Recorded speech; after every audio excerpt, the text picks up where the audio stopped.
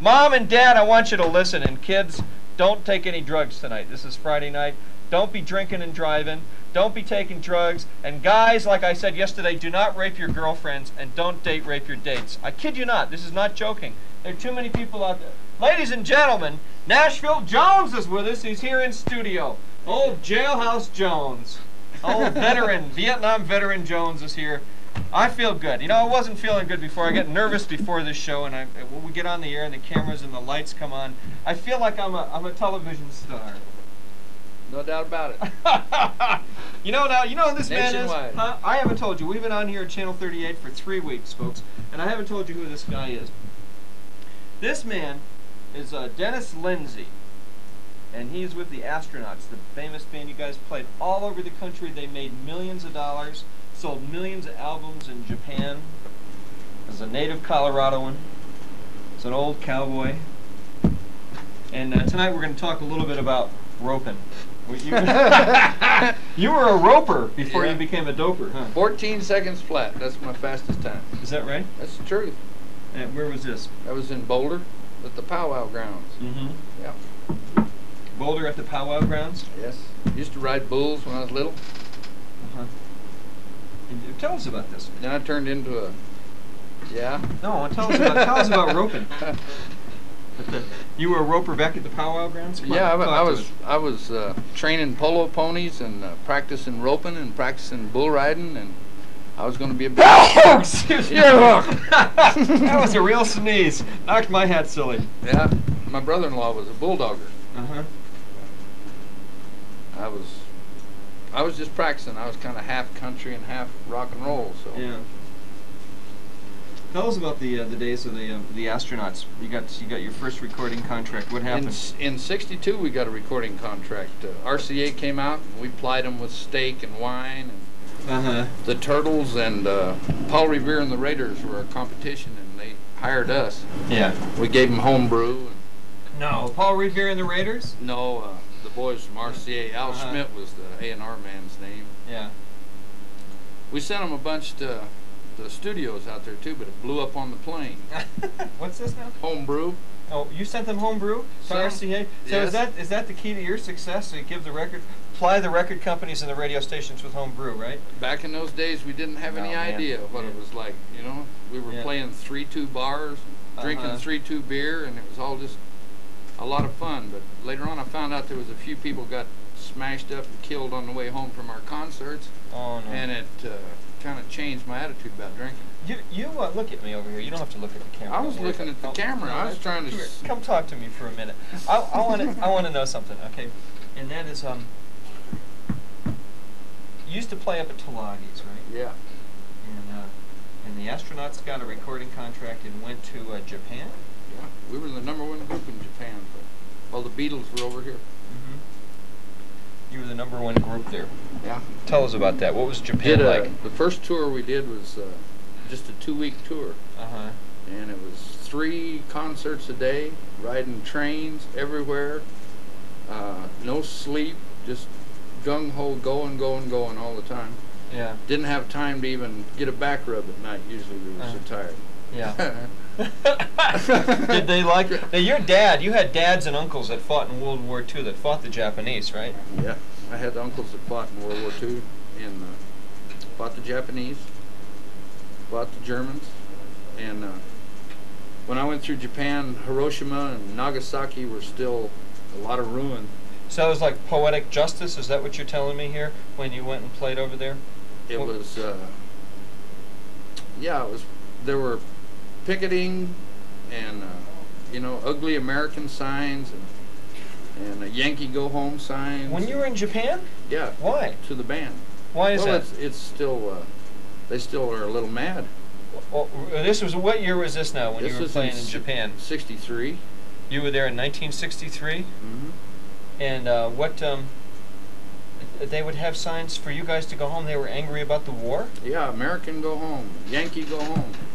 Domarigato gozaimashita ne.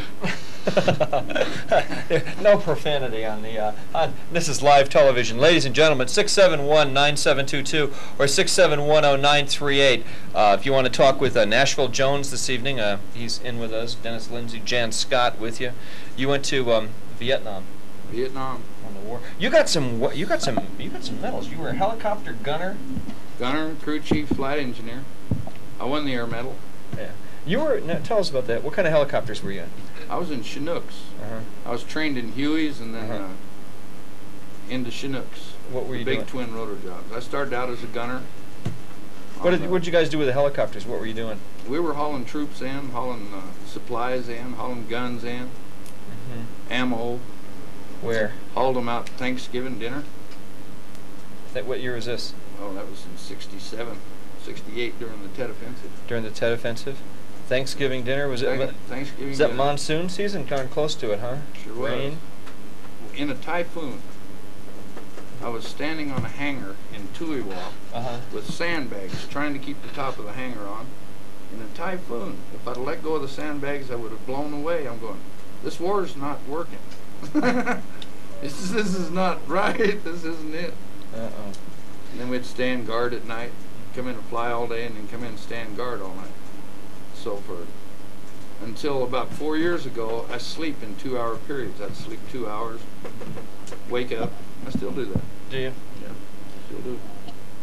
Talking with Dennis Lindsay, 671-0938 or 671-9722 is the number, especially if you're a war veteran, if you have a family member who suffers from post-traumatic stress disorder. We're talking about that right now, and you're welcome to join us if you have any questions or anything that you want to share. When you came back from the war, what was it like? What happened? What were things like for you? The protests were just in real swing then. Kent State hadn't happened yet, and they were picketing all the school. What year did you go? I went 67, 68. Oh, so you went right in when Johnson had the big. Called up 100,000 of us to go over. Yeah, it was it was a tough time. They were bombing Cameron Bay when we came in, and Cameron Bay hadn't been hit. The air base hadn't been hit in 10 years. And they were hitting the air base when we come in. We had to circle and circle before we got in. We landed in country. They didn't give me a rifle. They didn't give me anything. I just crawled off the plane. I'm going, I'm going to die here. Oh, man. And that took me 2 weeks to get to my company, so in that time I had to do KP and whatever else it was. So I'd be washing pots and pans, and the mortars would be coming in. I'd go, I'm going to die doing kitchen duty. But I didn't. So is that when you decided to get into helicopters or what? No, I was already trained in helicopters before I went over. And they have you all trained before you get there. Supposedly, and they train you in jungle fighting. How much training did you get before you went there? I got 2 weeks of jungle training before I went. That's good. That's just about enough. What you need that's like getting 2 weeks of desert training before you. Just enough to prove to me that there was no way I could come out of that jungle alive. So I never planned on coming out of there alive. Hell, there were 22 deadly snakes. I saw a lot of guys with their legs all black, a lot of guys dead from that stuff. From vipers? Snakes. The bamboo viper, you had enough time to light a cigarette. Yeah. A lot of guys got hurt that way. You're talking about going down in your basement in the middle of the night. Sometimes you'd find yourself staring for hours into the darkness, into pitch black, into nothing. Yep. I catch myself doing that every once in a while. Around the 4th of July, things will kick up like that, and you get into real remorse, and it's just like standing guard duty. It's PTSD coming out. I know just about every vet that's been over there goes through the same stuff. I thought I was unique, so I didn't say anything about it. And for 20 years, I didn't get any help. I went to the VA once to get some help, and they gave me a $100 check and said, get on with your life. So I had a tough time going back to the VA after that. But finally, the more I come around and the more I went to the VA, then they were real willing to help. The best thing that ever happened to me was going to the Vietnam Outreach Center in Boulder. The vet centers. Yeah, and Now there'd be a lot of guys sitting home tonight, well, the show's on at 5:30 live, and then 9 o'clock again, and then tomorrow morning at 11. And my guess is a lot of guys will be sitting around at the television around 11 o'clock, not having a job, maybe being unemployed, watching us talking to you about you know, experiences in Vietnam and post-traumatic stress disorder. Especially, we're really talking to those of you guys who can't get off the couch. Yeah, especially if you're hooked on drugs and alcohol, because that's the number one relief from that stress. And you got to take care of that before you can get to the stress. So, I mean, there's been 100,000 boys commit suicide since we got back from Vietnam, and there was only 59,000 killed in battle. So, just from that, and it's still going on all the time. I mean, guys are still living out in the jungle. You know, they haven't come home. You want to sing us a song? Sure. I'll sing you a song. All right. Dennis Lindsay, ladies and gentlemen, Nashville Jones. Since we're talking about Vietnam, that's okay. Is the panic gonna fall on me tonight? Probably will.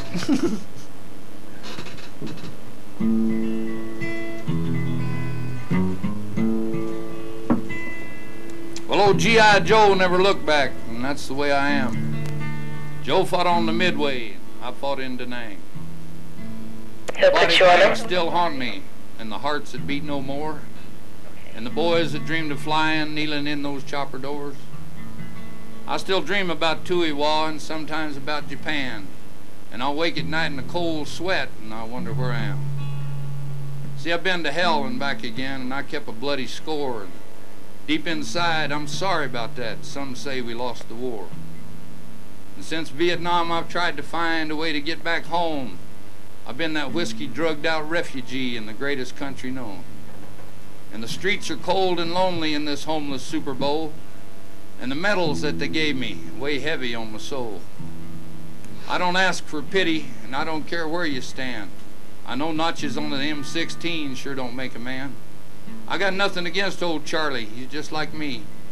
But I'm proud to be an American in the home of the brave and the free. So to all you boys in uniform and you men behind the gun, to you soldiers in the foreign land far away from home, to the boys that left in the morning and returned as men at night, God bless you all. Stand up tall. You know you earned the right.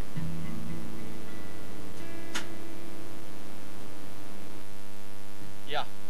You know, Nashville Jones, this commercial here just showed the boys jumping out of helicopters, and while we were looking at that PSA, you were saying it ain't as much fun as it looks like. It's true, it's not. So flying choppers is a lot of fun. What you got to do in them choppers isn't much fun at all. Yeah, and that's the myth of war. Joining us from where is this person joining us from? Carmel Valley, California. Okay, from California. Lee Jampowski is with us. Is that right? Do I have your name right? I hope we do. Yes, Lee Jampowski, healing the addictive mind. Welcome to Denver tonight, Lee, and welcome to Addiction Free TV. Welcome to Jann Scott tonight. Welcome to Channel 38, and welcome to Live Talk Television. The book is out on.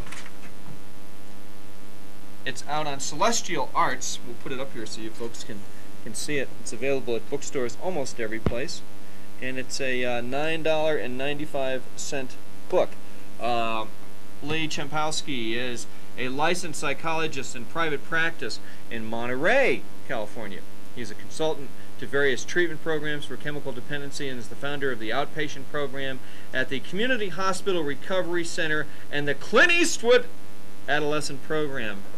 He lives in Carmel Valley, California, with his wife, Carney, and their daughter, Jelena. Clint Eastwood, I didn't realize that Clint Eastwood had an adolescent program. Well, actually, Jan, to tell you the truth, it's changed a little bit through the years. He put a lot of money to it, and it's still going, though. Would you say? Oh, there's not a lot of money to it? No, he donated quite a lot of money to it, and started an adolescent program there, and originally it was an inpatient program, and now it's pretty much gone to an outpatient program. Do you know Clint Eastwood? Personally, never met him. Oh. All right. Well, tell us about your book here. In fact, do you treat PTSD, post-traumatic stress disorder? Do you work with veterans at all? I don't personally. You know, we see a fair amount of it down here, but close by here is Fort Ord, and they have a great veteran center there, so I refer most of that over to. Did they close Fort Ord up now? It's coming. It's going to close pretty soon, but not far away from now. But that's the home of Fort Ord. Is the home of what? It's the 7th Light. I'm not too sure, to tell you the truth. Anybody knows? Give us a call here. I've been to Fort Ord. Is that an airborne division? It's an Army. That's a unit. That whole fort is for people that are ready to go active. I know that for sure. 6719722 is the number. So, Healing the Addictive Mind. How'd you happen to come to write this? What's this book about? Well, I think, Jan, it's about addiction, but in the bigger sense than probably most of us are used to talking about addiction. I wrote it after a lot of struggles in my own life with different types of addiction, dependency, relationships, and really I've tried to broaden the outlook of what addiction is, and I begin to define addiction as anything that we do when we're looking outside of ourselves for happiness. We tend to be setting ourselves up for addiction. So as you can see, it really begins to open it up to really have to think on a cultural and societal level and not just be looking at the drugs and alcohol that most people equate with addiction. Uh-huh. Well, we've certainly gotten that far, haven't we? Now, it says here in this press kiss that this comes from the teaching in the Course in Miracles. A lot of it does. It's been Course in Miracles is a 3-volume self-taught course, I think, in more what I would call spiritual psychotherapy. Comes out of the Unity Church, right? No, it's an independent course. Stands on its own pretty much, but a lot of the principles in the course I've utilized in... the Unity Church kind of teaches it a lot, though, don't they? I mean, you always hear about it connected with Unity. Yeah, they have. And it talks a lot about acceptance and forgiveness and beginning to open our hearts more to love and letting go of a lot of fear in our lives that, in my opinion, is really at the core of a lot of addiction. I think fear is really what keeps the machine of addiction going and leads to judgment and guilt and shame and anger and gets us off really living very loving or centered lives anymore. Talking with Lee Jampowski. He is in California this evening with us. The book, of course, is called Healing the Addictive Mind. I need to be right back here with you in a second, Lee. I'm going to tell the folks about some of our sponsors that we have on the show. Amber's Boutique for Big Beautiful Women is a unique near new shop. Sport and evening clothes, lingerie, jewelry, and shoes. That's Amber's Boutique. Hot clothes and cool jewels. 6821 Lowell Boulevard in Denver. 428-9211. Go over there and tell Amber you heard about her on Jann Scott's television show, Jann Scott Tonight. Family Dentistry, 7800 Jewel Avenue, not connected with Amber's. In Lakewood, 988-2920. If you need any dentistry work, you ought to give them a call. Family Dentistry. Now, this is the Family Dentistry, not in Aurora, but the one in Lakewood. Lakewood. Good people over there. Some teeth work done. Jackson Parish and Marianne Parish do individual and couple counseling, family and group therapy. They have a general private practice emphasizing treatment of alcohol, drug dependency, codependency, adult children of alcoholics. Jackson and Marianne Parish, they are great people with a great sense of humor. He's a recovering alcoholic, she's a recovering codependent. If you have two of those in your family and you're not getting along well, you might give these folks a call, 322-6997. I like them a lot, and they do a lot of good couple counseling. 322-6997. All right. Back to Lee Jampowski in California. So, Lee, you know, what about war? Do you think war is addictive by nature? You know, my doctoral research and dissertation was in the area of peace studies and looking at really what the origins of conflict and war are. And a lot of what I've identified and talk about in the book about our individual beliefs of the addictive thought system, in my opinion, are really the backbone of the war mentality as well. Let me give you a couple of examples. One belief would be, I'm alone in a cruel and harsh and unforgiving world, and that I'm separate from everybody else. When we have that belief, it's difficult to not see the world cut up into little pieces where we need to conquer other people and need to defend ourselves. We really need to get to that right now, don't we? I mean, we are living in a world without war. The Soviet Union is kind of relaxing itself. The United States is not in a major conflict with anybody. The CIA, as far as I know, is not taking any major undercover operations, although they are down in Peru with, what is it, the Shining Light people. We've got that drug war going on down there in Central America that wants Shining Path, excuse me. We've got that drug war that would like to escalate into another Vietnam, and the conditions are right. But, I mean, we need to, who is it that said we need to think anew? Who's the famous president that used to say that all the time? Was it Dwight Eisenhower? No, it was one. Do you know who I'm talking about? I like quote from Albert Einstein. Yeah, that's it, Albert Einstein, the curly-headed guy. He was talking about nuclear situation and the atom bomb, and he began to say it's not the nuclear situation that needs to be addressed, it's basically the thoughts that are behind the nuclear bombs that needs to be addressed. Ann Wilson Schaaf talks about, she's the first person I read who talked about that war and the mentality that would get us involved in war is out of the addictive model. I definitely believe that it is. Although I think Ann Wilson Schaaf is a little cracked on a personal level, but some of her books are not too bad. You know, a lot of us get stuck in the addiction of thinking that our way is the right way, or we think that our individual perceptions are factually correct, and we forget to remember that, you know, what we see out of our eyes is really based on a lot of our individual perception, and it differs a lot from person to person. A lot of what I'm just finishing up a new book on trust called The Art of Trust, and there I really begin to address that and begin to help people, and including myself, to really begin to look at our own perceptions and our own beliefs, as opposed to looking outside of ourselves going, you know, who can be trusted, who can't, who's wrong, who's right.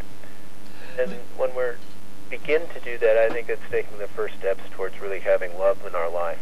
Lee Champowski, thanks for being with us tonight, sir. The name of the book is Healing the Addictive Mind. It's out in Celestial Arts. You can find it at bookstores mostly everywhere. Thanks for being with us tonight.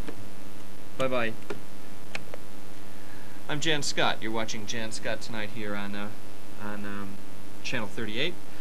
671-9722 is the number, or 6710938. And if it is 9 o'clock at night, don't call because it's too late. And if it's 11 o'clock in the morning and you will have a complaint, just call and yell at Gene. Ask for Gene and yell at him. He's you know, here we are in the Channel 38 towers, you know. We're down here on the 3rd floor. Where does he work? He's up on the 16th floor with the penthouse up there, the private secretary. We come down here all the time. We work hard, and he's just up there. You know, he collects the money in this place. Can you believe it, Nashville? He offered to buy pizza. Pizza? Oh, well, no, he's not a bad guy. Never mind. I take all that back. You know, if you want to go to the basketball game on Tuesday, here we go. Pair of Nuggets tickets, free ones, guys. $60 worth of Nuggets tickets right here. Two of them, eh? Right. 671-9722 or 671-0938. First caller gets them right now. If it's 5:30 or it's 5 minutes of 6, give us a call, 671-9722 or 671-0938. But you have to tell us why you like country music, or we're not going to give you these. All right, 671-9722 or 671-0938. The phone is smoking. We got so many calls. Oh, Nashville. Oh, I got to tell you about Dad's Coffee House. What'd you think about this guy? Did you like him? This author here? Yeah, he sounded like he had it together. He was talking about the higher power. Yeah. He had that California kind of kicked back. Carmel, California. That's kind of it. Look at those phones ring. Oh, they're breaking out there. The last time you people called too much, they made the phones smoke. You've been over to Dad's Coffee House? I must have been there 1,000 times. You know, we're going to have to stop by there on the way back. In fact, you know, Jonathan, I think we ought to go over to Dad's and have some coffee on the way back to Boulder. You tell you what, we're going to be over at Dad's at 282 South Pennsylvania. And we're going to have coffee on the way home tonight, all right? You want to come over and see us? We'll be there. I'll have this hat on. Nashville, maybe bring the guitar over. You want to go over and sing at Nashville? Let's stop over there, man. We'll sing a song or two. We'll do that. We're going to be at Dad's. All right, 282 South Pennsylvania Avenue. Your Serenity Shop, if you need to buy recovery-oriented stuff this weekend, go and see Bonnie at 6766 North Lowell Boulevard. You'll probably see me there tomorrow. I stop in. They have free coffee there. And wherever there's free coffee, you find me. Because I don't go to the bars anymore. Because we don't drink anymore. We don't drink alcohol anymore. You know why I don't drink anymore? Look at me the way I am now. You imagine what I'd be like if I were drinking? I'd be in jail. All right. Here we go. We got somebody that wants the tickets. Hey, Pat, what's going on? Hello, Pat. Hi, hi. Hi. Yo, so you want to go to the basketball game? Yes. All right. And now, why do you like country western music? I just like the story it tells. I like a story song, and that's what country music usually is. Well, I tell you what. Well, how about if we get Nashville Jones to sing you a song? That would be wonderful. Hang on. Nashville, you want to sing Pat a song? Okay, Pat. This is it. See everybody. We'll see you. John, come on over here. I got to say goodbye. We'll let Nashville take it away. We'll see you Monday. We'll be back. I'm leaning in the wind, Lord. Keep me from the cold. Well, I'm leaning in the wind, Lord. Keep me from the cold. Turn my pickup to a Rolls Royce. Pave my way with gold. Well, I woke up this morning. Folding money was gone. Well, I woke up this morning. Just take it away. Folding money was gone. Well, I get so doggone lonesome. Don't feel like going on. See you next week. Woo! Yeah, rock out.